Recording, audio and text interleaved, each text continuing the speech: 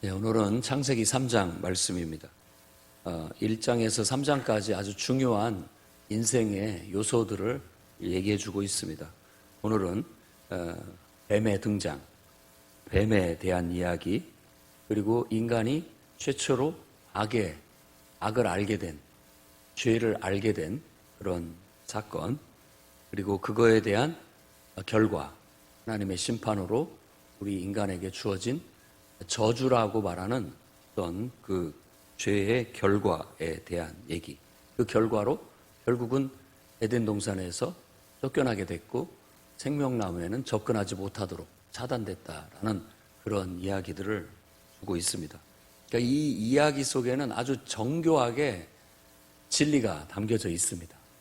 그냥 날 것으로 그냥 진리를 서술하는 것보다도 이렇게 이야기 속에 담겨진 진리가 훨씬 더 우리에게 깊이 와닿고 또 많은 생각을 할 수 있게 만들어주고 거기에서 우리가 많은 것들을 인생의 진리들을 더 많이 풍성하게 발견할 수 있게 되는 것이라고 볼 수 있습니다. 자, 일단 뱀이 가장 강교하더라. 하나님이 지으신 들짐승 중에서 뱀을 나하시라고 하는 히브리어로 말을 하는데 뱀입니다. 근데 그 똑같은 발음이 주술사가 똑같이 나하시라는 이름을 써요. 성경에는 이제 마술이라고도 번역을 하기도 하고 또 점치는 자 이렇게 번역을 하기도 했던 단어가 발음이 똑같습니다. 나하시라고 하는. 그러니까 뱀이라는 어떤 동물과 짐승과 이제 점치는 주술사의 이미지가 이렇게 싹 이렇게 섞인다라고 생각을 하시면 좋겠고, 또 어떤 단어하고 비슷하냐면 쭉 밑으로 내려가 보면 뱀이 나를 꿰물어라고 13절에 얘기를 하는데 뱀이 나를 꿰다라는 말이 속이다라는 뜻입니다. 속이다. 근데 이 속이다가 히브리어로 보면 나샤라고 해서 나시하고는 꼭 같지는 않지만 비슷한 느낌의 발음을 갖고 있습니다. 그래서 요한계시록 우리가 거기서 왔잖아요. 요한계시록에서는 옛 뱀이라고 말하면서 바로 처음부터 속이는 자 이렇게 얘기를 하고 있어요.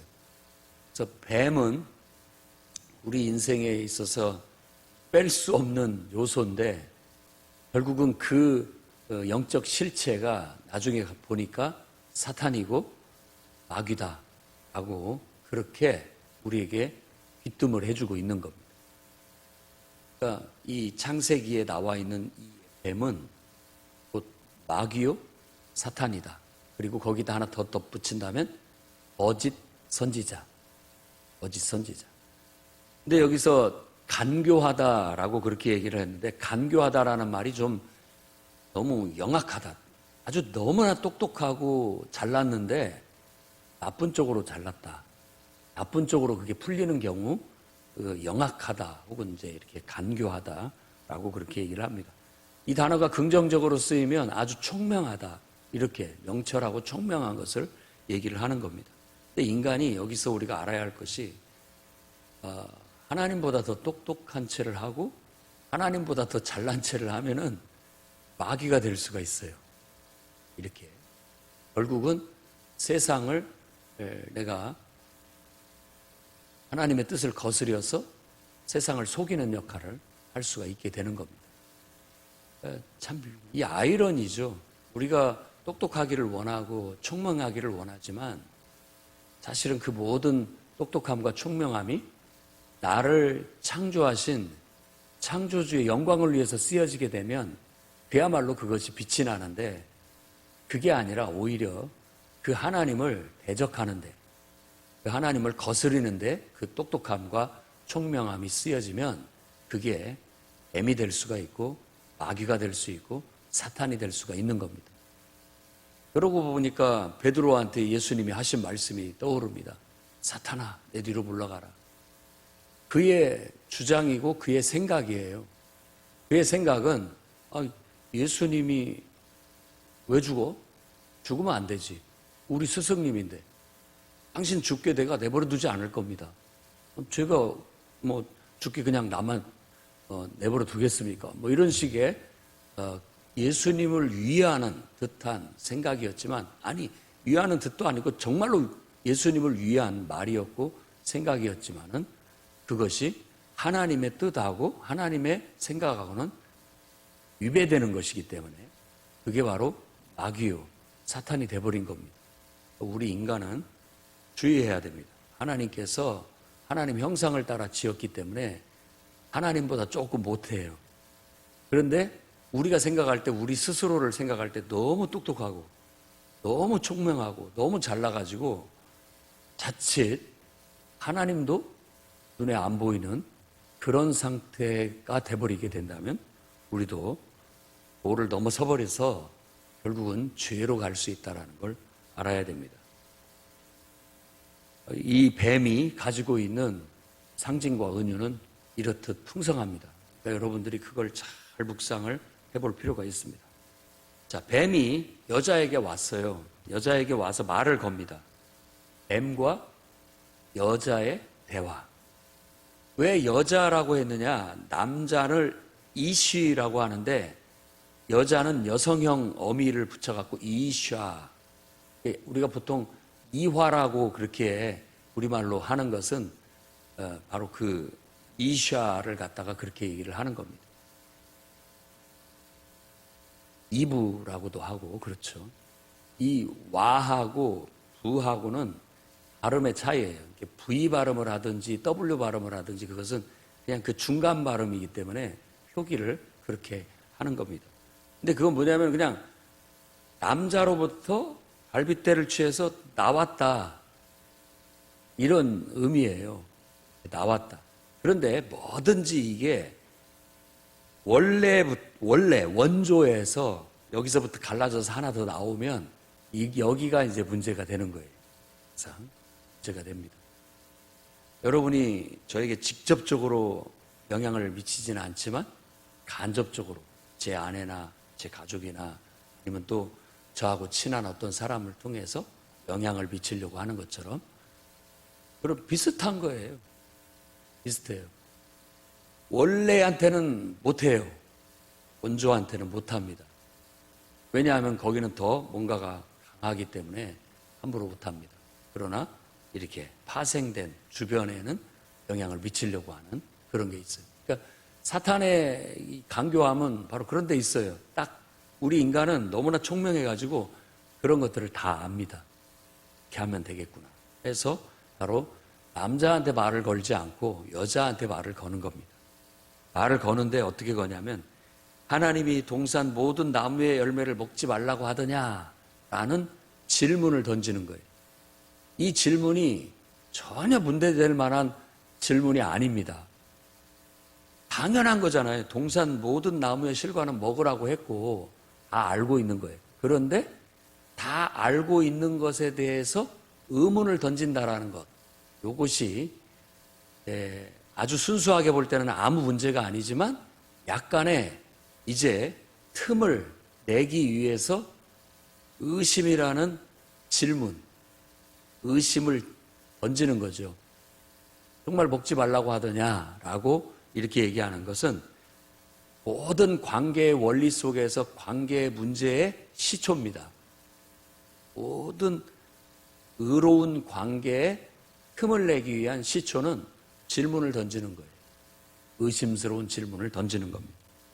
처음에는 당연한 질문을 던지지만 그 당연한 질문도 다시 생각해보라는 어떤 그런 뉘앙스가 들어가는 겁니다. 정말이냐? 믿을만하냐? 그러니까 그 말은 곧 의심이 들어가는 겁니다. 근데 이게 사탄의 의도죠. 사탄의 의도. 근데 여자가 뱀에게 말합니다. 당연하다. 동산 나무의 모든 실과는 먹으라고 먹을 수 있다. 그러나 동산 중앙에 있는 나무의 열매는 하나님이 말씀하시기를 너희는 먹지도 말라. 그리고 만지지도 말라. 죽을까 하노라. 라고 그렇게 얘기를 합니다. 물론 죽을까 하노라라는 말이 우리말에는 죽는다라는 단정이 아니라 죽을까 염려한다 이런 의미거든요. 죽을까 염려한다. 사실 죽지 않기 위해서 먹지 말아야 된다라는 그런 표현입니다. 이런 건 어떤 수사의 문제죠. 하지만 단정적으로 얘기하는 거하고 약간 좀 여지를 두고 얘기하는 듯한 그런 것은 좀 차이가 있습니다. 그러니까 누군가가 약간의 의심의 여지를 두고 이렇게 얘기했을 때 나도 똑같이 의심의 여지를 갖고 대꾸를 하는 거예요. 여러분이 어떤 말을 할 때 저도 말을 잘 못하고 오해도 많이 불러일으키고 참 그래서 마음이 아플 때가 있는데 이 대화라는 게 말이라는 게 우리가 정말 하나님 안에서 순수하면 좋은데 뭐 속일 것도 없고 거짓도 없죠. 그냥 순수하니까 내가 진실하니까 그러면 되는데 이상하게 말로 표현을 하면 그 표현 속에 그 내 진실함이 다 담기지가 않아요. 그리고 약간의 그 어떤 그 의도성이 들어가 있다라고 보여지고 또 그 사람들은 그 의도성에 반응을 합니다. 내 본 마음보다도 왜 무슨 의도로 저런 말을 했을까? 이런 어떤 것들이 끼어요. 그러니까 이게 관계에 자꾸만 의심이 쌓여져 가게 되는 것이죠. 보통 하나님 먹지 말라고 했다 하고 그냥 하면 되는데 만지지도 말라고 했다라는 것은 약간 좀 악의적인 강조라고도 볼 수가 있습니다. 예를 들어 하지 말라라고 하면 됐는데 그거 얼마나 그 사람이 그런지 만지지도 말래. 이런 것은 좀 그 사람에 대한 약간의 의심과 불심이 섞인 그런 의도가 담겨 있다고 보는 겁니다. 이게 이런 것들이 본의 아니게 들어가는 거예요. 본의 아니게. 나도 모르게 우리의 인간의 이 복잡한 이 심리는 알 길이 없어요. 한 길, 10길 물길은 물속은 알아도 한 길 사람 속은 모른다고. 몰라요. 나도 나를 몰라요. 내 심리를. 나는 좋은데 왜 내 말이 그렇게 나가는지 잘 모르겠어요. 어떨 때는. 나는 싫은데 왜 내가 그 싫다는 말을 못하는지 잘 모르겠어요. 관계는 굉장히 심오합니다. 잘 모르겠어요. 모르는 게 맞아요. 이렇게 해서 결국은 이 말을 가지고 따져봤을 때는 사탄은 일단은 의심을 던졌고 여자는 그 의심에 반응했고 그 다음에 사탄이 뱀의 여자에게 말하기를 너희는 절대 죽지 않는다라는 비밀을 가르쳐줘요. 그거 먹어도 안 죽는다. 이것은 결국 그분에 대한 불신, 관계의 불신을 조장하는 말이라고 볼 수가 있습니다. 근데 이 말이 틀린 말이냐? 뭐라고 얘기해야 될까? 반쪽짜리 진리 같아요. 반쪽짜리 진리. 틀린 것도 아니고 딱 맞는 말도 아니에요. 이게 굉장히 어려운 일입니다. 우리가 뭐 뉴스도 가짜 뉴스라고 하는데 근거가 없는 얘기는 아니에요. 된다고 해서 그것이 완벽한 그 내용도 아닙니다. 그러다 보니까는 온갖 의구심만 들게 만들고 대개 의구심들은 다 좀 부정적인 쪽으로 많이 들거든요. 좋은 쪽으로 안 들어요. 해석을 잘 못해요, 사람들이. 나쁜 쪽으로 자꾸 그걸 생각하게 만드는 겁니다. 그래서 너는 절대 죽지 않는다. 너희가 그것을 먹는 날에는 죽기는커녕 우리가 눈이 밝아져서 하나님처럼 된다. 이 말 속에는 너희가 하나님처럼 될까 봐서 못 먹게 한 거다, 하나님이. 그것같이 불신을 조장하는 말이 어디 있습니까? 틀린 말이 아니에요. 그거 먹으면 눈이 분명히 밝아집니다. 그리고 그거 먹으면 하나님처럼 돼요. 하나님처럼. 어떤 면에서 하나님처럼 돼요. 그런데 그것을 하나님이 못하게 했다라는 건 하나님이 자기만 좋은 거 다 하시고 우리한테는 그거 안 주신다라는 그런 말씀과 같아요. 그러니까 이런 것들을 반쪽짜리 진리라고 하는 거예요. 이 세상의 종교, 아까 나아시가 뱀이지만 또 한면에서는 점성가, 주술사, 어떤 속이는 자라고 그렇게 얘기했는데 이 세상의 종교, 학문, 그리고 과학 모든 지식들이 반쪽짜리 진리 같아요. 그들이 우리한테 이런 질문을 던지고 종교가 질문을 던지고 또 학문이 이렇게 질문을 던지고 과학이 질문을 던지는 거예요. 그러면서 하나님은 없다. 이런 불신을 조장하게 만드는 거고. 우리 인간이 신이다. 인간이 신이고 인간이 신을 만들어냈다. 이런 식의 이야기들을 던지는 겁니다. 결국은 그것이 오늘 이 맥락에서 봤을 때는 딱 마귀와 사탄의 소리입니다. 그러니까 여러분들이 그걸 분별할 수 있는 지혜가 있기를 바랍니다. 아, 이건 사탄의 소리구나. 사탄의 소리구나. 우리는 어제 저녁에 들었던 말씀처럼 하나님이 세상을 창조했다. 인간은 하나님의 형상을 닮은 이 세상을 관리하라고 창조하신 청직이다. 인간은 죄인이다. 인간을 구원할 수 있는 분은 오직 예수 그리스도뿐이다. 하는 어떤 분명한 진리의 고백에 흔들림이 없어야 됩니다. 그거에 있어서는 아무리 어떤 사탄이 뱀에게 들어가서 말을 전했던, 신앙 속에 들어가서 말을 전하든, 또 학문 속에 들어가서 말을 전하든, 철학자 속에 들어가서 말을 전하든, 과학자 속에 들어가서 말을 하든, 이건 빨리 분별을 해야 됩니다. 사탄이 역사하고 있구나. 사탄이 나를 의심을 집어넣고 있구나. 사탄이 나에게 불신을 집어넣고 있구나. 그렇게 해서 결국 이 여자는 그 말을 받아들여서 마음의 의심과 불신이 든 상태에서 그 눈으로 다시 한번 선악과 나무를 보니까 그 나무가 너무나 먹음직하고 보암직하고 지혜롭게 할 만큼 탐스러웠다. 라는 말은 이미 이 뭔가를 보는 거에 따라서 내 마음이 거기에 넘어가 버렸다라는 겁니다. 마음의 눈이 그쪽으로 완전히 치우치게 됐다라는 겁니다. 이게 어떤 탐욕의 눈이 벌어 치우치게 됨으로써 결국 이 욕심이 잉태한 즉 죄를 낳느니라 하는 거예요. 무엇을 보느냐, 무엇을 듣느냐, 무엇을 보느냐, 결국은 어떤 마음이 들어오느냐, 이거에 의해서 우리 행동이 결정이 되게 돼 있는 겁니다. 그래서 좋은 것을 들어야 되고, 긍정적인 걸 들어야 되고, 좋은 것을 봐야 되고, 긍정적인 걸 보아야 되고, 자꾸 우리 마음은 오로지 하나님이 주신 말씀에만 따르겠다라는 그런 순수함을 견지하고 있어야 이런 세태의 세상의 말에 우리가 휩쓸리지 않고 흔들리지 않게 되는 겁니다. 결국 이미 예수님 말씀처럼 여자를 보고 음욕을 품는 자마다 이미 간음한 거다. 똑같은 거예요. 이 음욕이라는 거 우리 안에 있는 욕망의 대표 욕망이에요. 대표 욕망. 우리 안에 있는 욕망이 이미 뭔가 영향을 받아가지고 그쪽으로 쏠리면 사람이 자기 통제 못합니다. 인간이 스스로 통제를 못해. 그러니까 결국은 넘어가 버린 거예요. 그래서 그걸 따서 먹고 그 옆에 있는 남편에게도 줬다. 그랬더니 아니나 다를까 눈이 밝아졌다. 이 눈이 밝아짐은 바로 죄를 알게 됐다. 이런 말입니다. 죄를 알게 됐다. 해봐야 아는 거예요. 그냥 속된 말로 해봐야 알아요.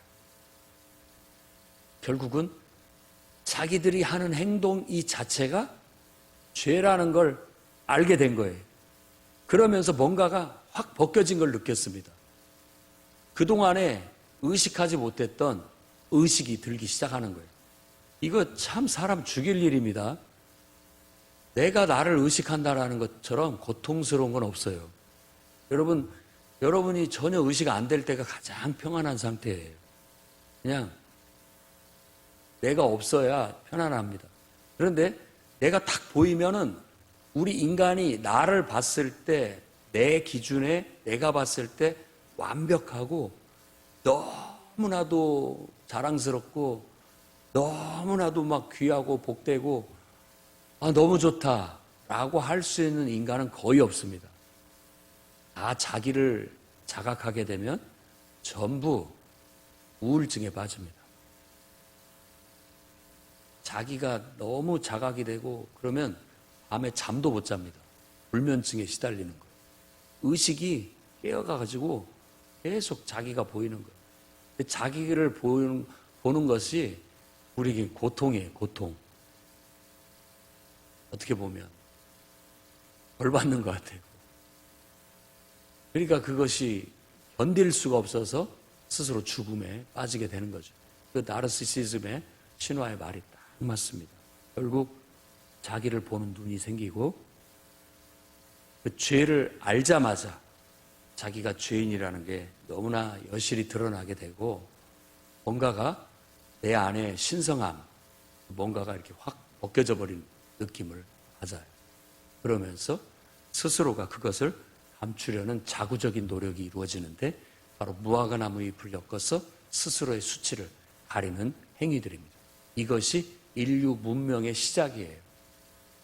인간이 만드는 모든 문명은 인간의 연약함과 부끄러움과 수치를 가리기 위한 그런 욕망에서 나온 것들이에요. 그것으로 인해서 인류의 문명이 발생을 하게 되는 거죠. 그것은 잠깐의 가림은 될 수 있지만 우리의 근본적인 문제, 죄의 문제, 이 수치의 문제는 해결을 해주지 못한다라는 걸 알 수가 있습니다. 결국 6절에서 8절에 악의 눈을 뜬 과정을 아주 잘 말해주고 있습니다. 우리는 어렸을 때부터 이것을 불순종이라고 배웠습니다. 불순종이 곧 죄와 같다. 죄는 곧 불순종이다. 결국 하나님의 뜻에 불순종하자마자 우리는 인간이 뭔가 잘못됐다라는 걸 느끼고 그 잘못됐다라는 나의 자각이 수치심을 불러일으킨다라고 얘기를 하는 겁니다. 그래서 이 구절을 가지고 심리학자들은 인간의 수치심에 대한 것을 많이 연구합니다. 왜 부끄러워하는가, 사람이? 왜? 그리고 왜 감추려고 하는가? 왜 숨으려고 하는가? 왜 도망치려고 하는가? 이 모든 심리가 이 속에 다 담겨져 있는 거예요. 여러분들도 한번 곰곰이 생각해 보십시오. 나는 왜 숨으려고 하는가? 왜 나는 도망치려고 하는가? 왜 나는 자꾸 이렇게 멀리 하려고 하는가? 이 모든 원인이 이 속에 들어가 있어요. 이 시간에 다 말할 수는 없지만 그 속에서 많은 걸, 이 짤막한 이야기가 우리에게 전달해 주고 있는 겁니다. 그들 스스로가 벗은 줄을 알았어요. 그렇기 때문에 부끄러움을 느꼈어요. 하나님이 동산을 거니시는데 바람이라는 이미지로 오늘 또 말씀을 합니다. 선선한 바람이 이렇게 불듯이. 그 말은 하나님은 그런 느낌이에요. 은은한, 시원한 사랑의 바람처럼 하나님은 그 바람결에 우리에게 말씀하십니다. 아담아, 네가 어디 있느냐? 이런 건 몰라서 묻는 게 아니에요. 몰라서 묻는 게 아니에요. 이건 굉장히 철학적인 질문이고 또 존재론적인 질문이에요. 너 어디 있느냐? 우리 모두가 물어야 할 질문인 거예요. 너 지금 어디 있느냐? 내가 있는 자리가 어디냐? 내가 지금 뭘 하고 있느냐? 라는 그런 우리에게 이렇게 비수처럼, 말씀의 검이라고 하는데 비수처럼 꽂혀지는 그 하나님의 진리의 말씀입니다. 지금 모든 인간들은 항상 이 질문을 해야 됩니다. 나는 지금 어디 있는가? 어디로 가고 있는가? 잘 가고 있는가? 항상 물어야 됩니다. 그렇지 않으면 안 되죠. 그래야 내 자신의 정체성을 찾게 되고 그 정체성을 찾는 자리에서부터 내 인생은 쌓아 올릴 수가 있고 내 인생의 집을 지을 수가 있어요. 반석 위에 지어야 무너지지 않을 텐데 나를 창조하신 하나님을 인정하고 그분 속에서 나를 발견하고 그분 안에서 하나씩 문제를 해결해 가면서 내 인생의 집을 지어가게 된다면 여러분은 반석 위에 집을 지어서 정말 마지막 결론은 거룩한 성 예루살렘을 지어내게 될 겁니다. 신앙으로 짓는다. 그러나 여러분들이 하나님을 인정하지 않고 하나님의 은혜도 사랑도 거부하고 예수 그리스도도 믿지 않고 그냥 여러분 하고 싶은 대로 하고 짓는다면 여러분들은 사상 누각이 될 겁니다. 거기에다 뭘로 졌든지 간에 그것은 하나님을 담을 수 없는 집입니다. 하나님을 모실 수 없는 집이에요. 그건 다 아무 인생에 의미가 없어요. 딱 이 땅에 허락된 시간 동안만 그냥 소꿉장난하고 가는 거나 똑같은 거예요. 아무것도 남는 게 없습니다. 네가 어디 있느냐라고 했을 때 아담은 내가 동산에서 당신의 음성을 듣고 숨었다. 그 이유는 내가 벗었기 때문이다. 그렇게 말합니다. 하나님에 대해서 더 아무것도 없었어요. 그냥 너무 그분이 좋고 그분 안에서 그냥 당연하고 순수하고 그분과의 교제가 얼마나 이 동산에서의 선선함과 어떤 그 은은함과 사랑스러움과 모든 좋은 느낌으로 그분을 대했는데 갑자기 그분에 대해서 두려움을 느꼈어요. 그리고 그분에 대해서 부끄러움을 느꼈고 결국 그분의 얼굴을 피할 수밖에 없는 상태가 됐다라는 것. 근데 인간의 관계도 가만히 보면 이 과정을 그대로 밟습니다. 누군가를 의심하게 되고 불신하게 되고 그를 거역하거나 거절하게 되고 결국은 그 사람을 피하게 됩니다. 등을 돌리게 되고 피하게 되고 숨게 되고 이 관계의 단절인 것처럼 하나님과의 관계가 이렇게 단절이 되게 되는 과정을 보여주는 겁니다. 하나님이 안타까이 묻습니다. 누가 그것을 말해줬느냐? 누가 그걸 알게 했느냐? 어쩌다가 그런 것에 눈을 뜨게 됐느냐? 하나님께서 그것은 일단은 아직은 아니다라고 봐서 그것만큼은 먹지 말라는 유일한 명령, 하나님께 대한 주권, 하나님에 대한 주권을 인정하는 것, 그거 하나만큼은 가지고 있어야 된다라는 것. 그 어떤 하나님과의 연결고리, 하나님과의 모든 관계의 고리였던 그것을 끊어버린 거나 똑같은 결과를 가져오게 되었다라는 겁니다. 이때부터 아담은 그리고 여자는 이제 변명하기에 급급합니다. 당신이 이것도 여자가 줘서 그냥 아무 생각 없이 먹었습니다가 아니라 거기다가 우리 대화의 패턴이 항상 그래요. 당신이 내게 주신 그 여자가 주어서 먹었습니다. 그냥 여자가 준 것도 아니에요. 여자를 탓하는 것이 아니라 지금 그 여자를 준 하나님에 대한 책임을 묻고 있는 겁니다. 탓하고 있는 것이죠. 이 인간이 참 묘해요. 그냥 쿨하게 그냥 먹었습니다, 제가. 그러면 되는데 자꾸 이제 누군가에게 이 책임을 전가하고 싶은 생각이 드는데 결국은 하나님을 향한 원망이 섞인 그런 말을 쏟아냅니다. 그리고 바로 그 말을 듣고 여자한테 너는 어찌하여 이렇게 했느냐? 뱀이 꿰므로 내가 먹었나이다. 속였다라는 말입니다. 뱀이 속여서 내가 뱀한테 속아서 먹었습니다. 라고 그렇게 합니다. 거기까지 취조를 합니다. 뱀한테는 묻지도 않아요. 의미가 없으니까. 이게 사탄한테 속아서 누군가가 우리를 유혹하게 되고 그 유혹에 넘어가게 돼서 결국은 하나님과의 관계가 하나님을 불순종하게 되고 거역하게 되고 하나님과의 관계가 문제가 생기게 됐다. 이걸 불의라고 하는 겁니다. 관계가 온전할 때는 의라고 얘기하고 그 관계가 이렇게 틀어지게 되고 의심과 불신과 관계가 깨지게 됐을 때 그걸 불의하다라고 얘기하는 겁니다.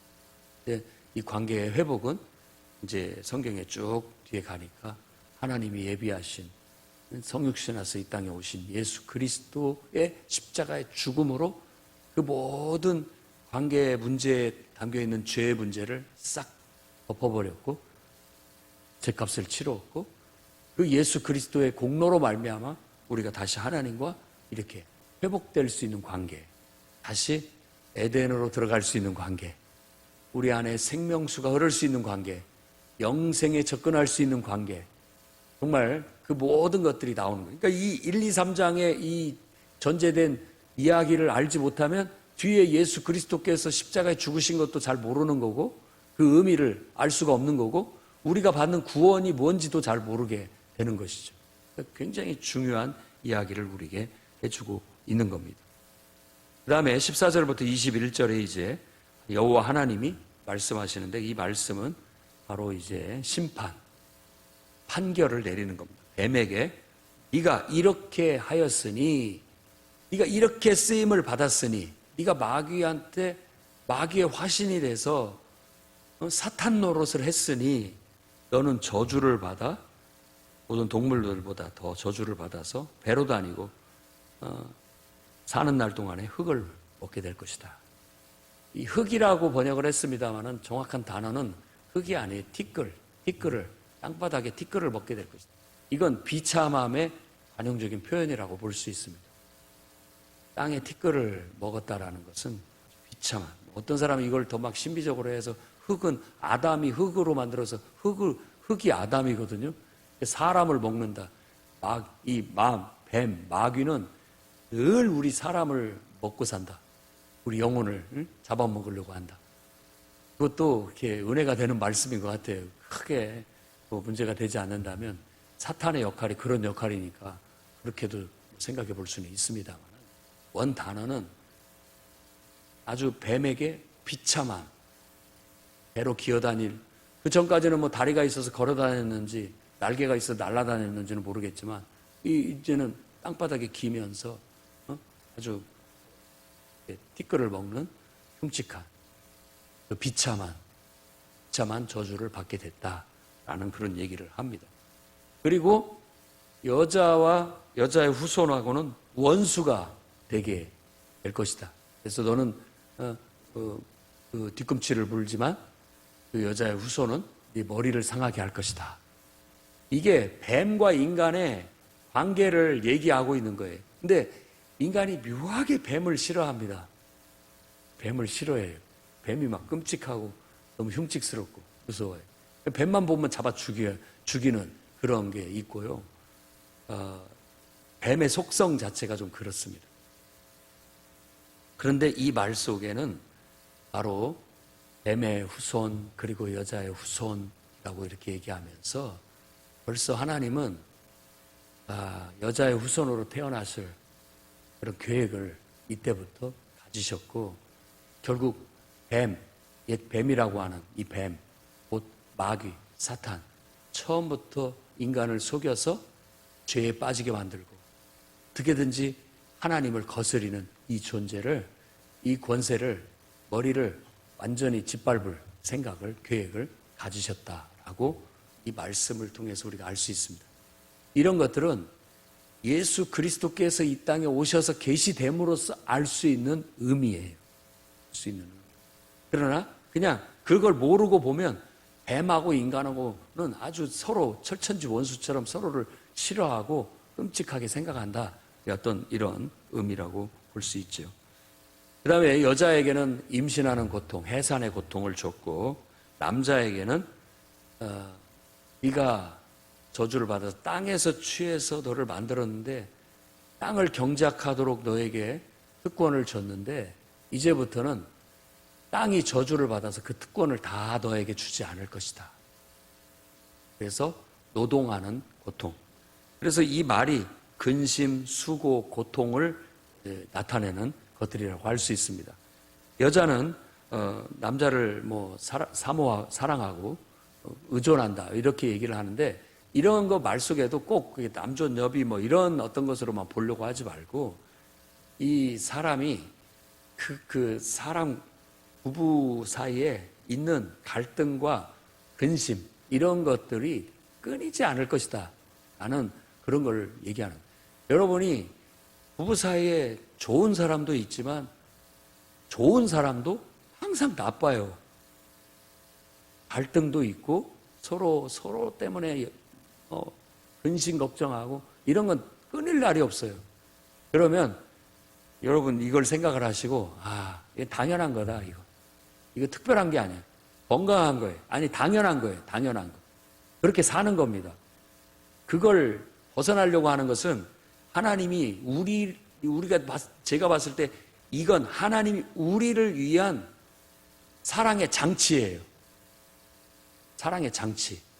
일단 우리가 죄의 눈을 떴고 죄의 눈을 떴기 때문에 이 사람들이 이제는 어떻게 될지를 몰라요. 염려가 굉장히 되는 겁니다. 그렇기 때문에 하나님이 어떤 장치를 두셨는데 여자에게는 해산, 아이를 낳고 아이를 기르는 그런 것에 굉장히 어떤 수고하게끔 만들어놨고, 남자는 노동을 해서 땅을 맨날 가시가 돋고 엉겅퀴가 돋아서 그 뽑아내야 되고, 땅을 경작하지 않으면 황폐하게 돼요.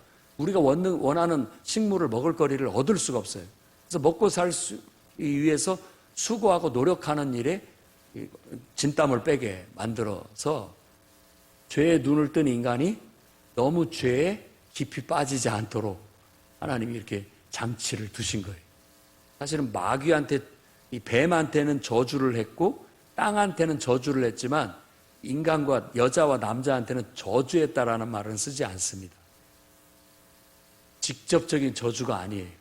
땅이 저주를 받았고 뱀이 저주를 받았어요.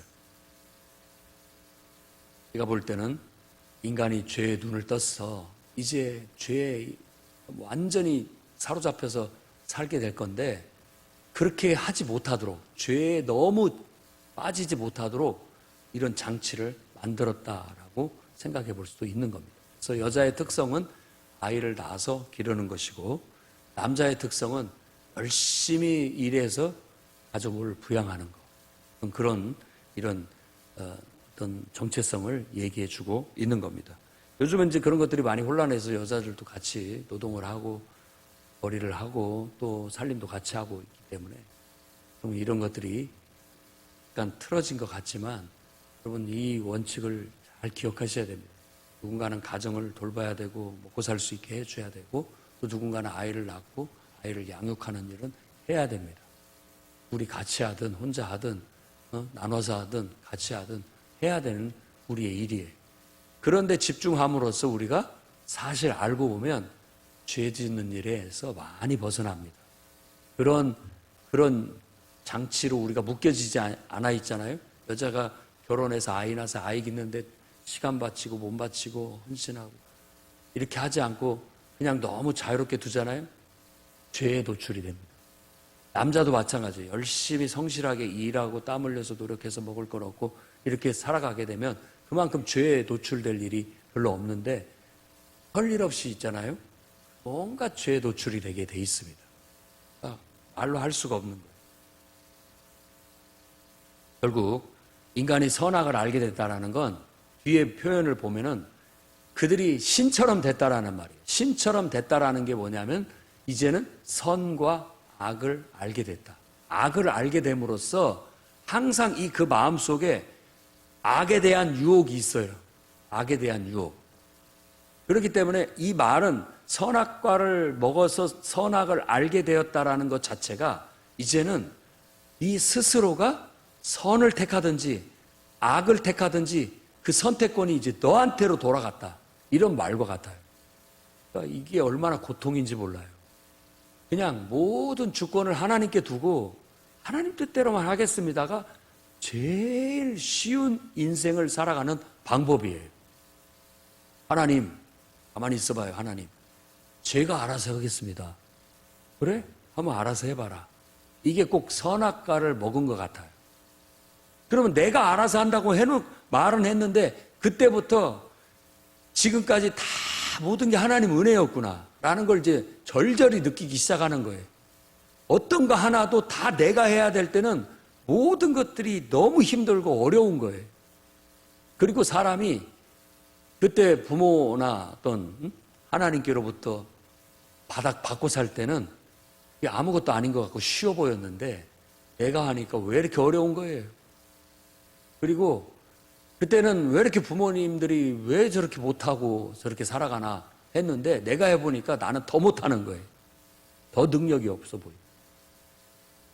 일절히 느끼고 깨닫게 하나님께서 이제 내버려 두신 거예요. 그 마음에 하나님 두기를 싫어하니까 그럼 네 맘대로 해봐라 했더니 완전히 이제 개판 5분 전이 되는 거죠. 그러면서 하나님은 이제는 그 선악과를 먹기 전에 에덴 동산에서 쫓겨나기 전에 그때는 당연한 것이었고 당연한 은혜였는데 이제는 네가 나를 찾아야만, 네가 선택해서 내가 하나님을 붙잡고 의지해야만 나의 도움이 너에게 간다. 그러나 네가 나를 찾지 않고 다른 것을 찾고 다른 것을 의지한다면 나는 너를 도울 수 없다. 그런 관계가 돼버린 거예요. 그래서 우리는 이제 예수 그리스도를 통해서 처음에 이 에덴의 동산에서의 관계로 다시 회복해야 됩니다. 이게 구원인 것이죠. 하나님, 나의 인생의 주인이 되어 주십시오. 내가 내 인생 내 마음대로 살아보려고 했는데 나는 하나님을 선택하기보다, 선을 선택하기보다 너무 악을 선택하는 데 취약하고 악에 빠지기가 너무 취약해서 온갖 죄와 온갖 허물을 다 나타냈고 완전히 구정물을 쏟아내듯 온갖 오물을 쏟아내듯 쏟아내며 살았습니다. 이제 알았습니다. 하나님 없이 사는 것 자체는 불가능하다. 그리고 하나님께로부터 단절되고 하나님을 의심하고 불신하는 것은 인간의 고통이고 그야말로 인간으로서 최고의 죽음이라는 걸 이제 알았습니다. 왜 죽는다라고 말씀하셨는지 이제야 알 것 같습니다. 모든 인간들에게 하나님께서 교육하시는 것 같아요. 그것은 저주가 아니라 어찌 보면 축복입니다. 그걸 알고 속죄하는 마음으로 항상 하나님을 찾고 하나님을 의지해서 산다면 선악과의 독에서 여러분들은 벗어나서 에덴의 기쁨의 동산에서 정말 하나님의 생명수가 흐르는 풍요로운 영적인 육적인 삶을 살아 영위해 나가겠지만 여러분이 계속해서 마귀한테 속아서 자꾸만 여러분의 욕망을 쫓아가서 하나님을 거스르게 된다면 여러분의 인생은 가시가 돋고 엉겅퀴가 돋고 온갖 근심과 고통과 염려 속에 헤어나오지 못하다가 결국은 영원히 버림받는 듯한 고통을 들 수밖에 없습니다. 그러니 오늘도 이 말씀을 통해서 여러분들이 예수 그리스도를 믿는 게 얼마나 다행인 줄을 아시고 아직도 그 예수님의 통해서 진리를 깨닫지 못하는 영혼들에게 이 진리를 기쁨해주고 진리로 이끌 수 있는 여러분들이 되시기를 주의 이름으로 축원합니다.